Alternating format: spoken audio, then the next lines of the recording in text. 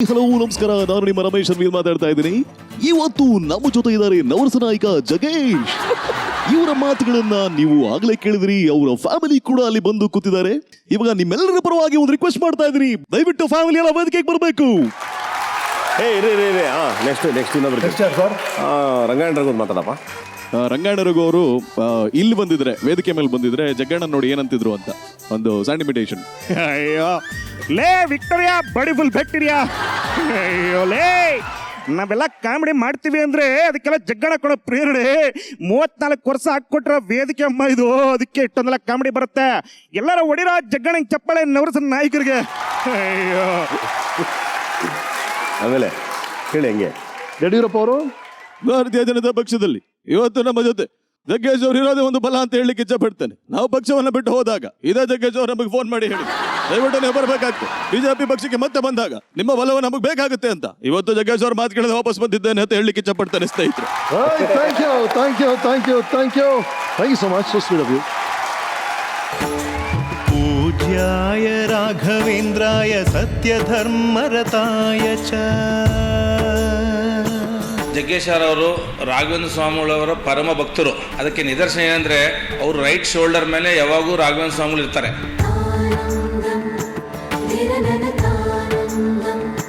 ಅವರು ಮಂತ್ರಾಲಯಕ್ಕೆ ಯಾವಾಗ ಬಂದರು, ಅವರೊಂದು ರೆಗ್ಯುಲರ್ ರೂಮ್ ಇದೆ, ಸುಜೇಂದ್ರ ವಿಶ್ರಾಂತಿ ಭವನ್ ಅಂತ, ರೂಮ್ ನಂಬರ್ 1 ಪರ್ಮನೆಂಟ್ ರೂಮ್ ಅವ್ರದ್ದು. ಅದು ಅವರು ಆ ರೂಮಲ್ಲಿ ಇಳಿದು ಸ್ನಾನ ಎಲ್ಲ ಮುಗಿಸ್ಕೊಂಡು ಅಲ್ಲಿಂದ ನಡ್ಕೊಂತಾನೆ ಬರ್ತಾರೆ ದೇವಸ್ಥಾನಕ್ಕೆ. ಅವರು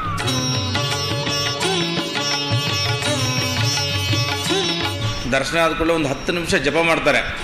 ರಾಘವೇಂದ್ರ ಸ್ವಾಮಿಗಳು ಬೃಂದಾವನ ಮುಂದುಗಡೆ ಕೂತ್ಕೊಂಡು ಒಂದು 10 ನಿಮಿಷ ಜಪ ಮಾಡ್ತಾರೆ ಅವರು.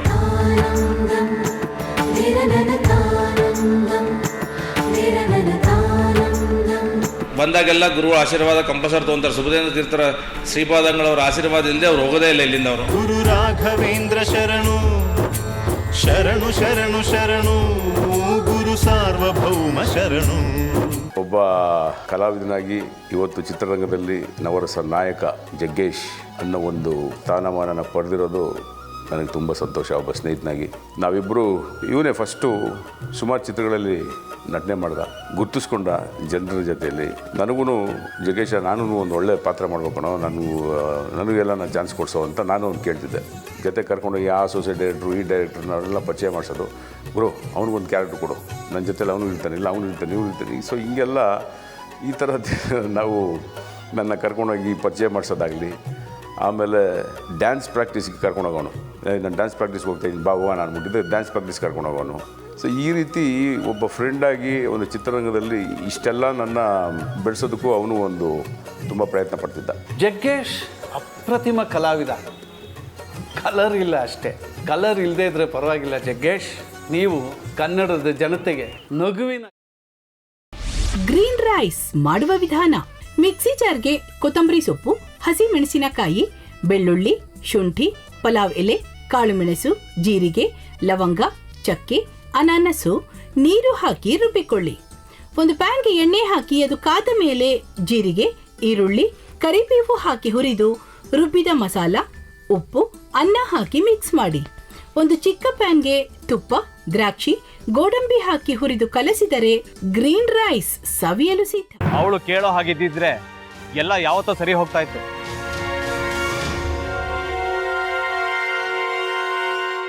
ಅದಕ್ಕೆ ನೀವಾದ್ರೂ ಏನು?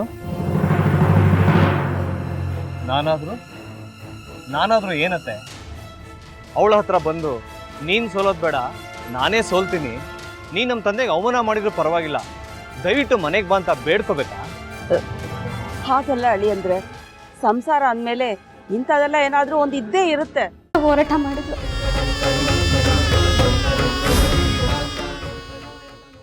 ಮಧುವಂತೆ ಅಕ್ಕನ ನ್ಯಾಯ ಸಿಗುವವರೆಗೂ ನನ್ನ ಮದ್ವೆನೇ ಮಾಡ್ಕೊಳ್ಳಲ್ಲ ಅಂತ ಪಣ ತೊಟ್ಟು ಕೂತಿದ್ಲು. ನಿನ್ನ ಪ್ರಾಣನೇ ಇಟ್ಕೊಂಡಿದ್ಲು ಕಣ ಅಕ್ಕ.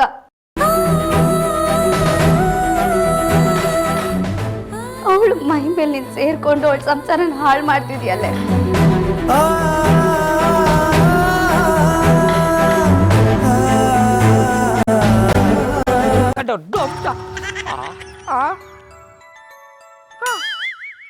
ಇದ್ಯಾವುದಪ್ಪ ಹೊಸ ನಂಬರಿಂದ ಫೋನ್ ಬರ್ತಾದೆ?